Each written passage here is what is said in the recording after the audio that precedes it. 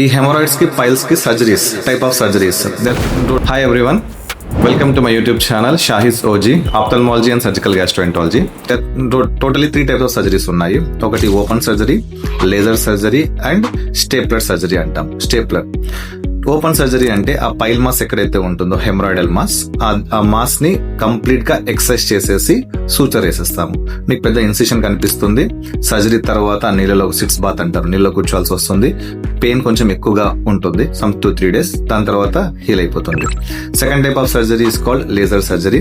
Laser surgery అంటే ఆ laser probe తీసుకొని అక్కడ పైల్ మాస్ లోపలికి ఎంట్రీ చేస్తాము, సో దట్ మీకు ఎక్స్టర్నల్ గా ఇన్సిషన్ ఏమీ ఉండదు. బయట ఆ పైల్ మాస్ ఏదైతే ఉంటుందో హెమరాయిడల్ మాస్ కంప్లీట్లీ డిజాల్వ్ అయిపోతుంది. స్టేప్లర్ సర్జరీ అంటాము, స్టేప్లర్ హెమరాయిడెక్టమీ.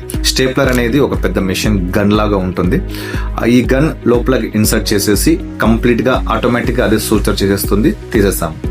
నౌ ఇండికేషన్ ఏది ఎవరికి యూస్ చేయొచ్చు అనేది కూడా క్వశ్చన్.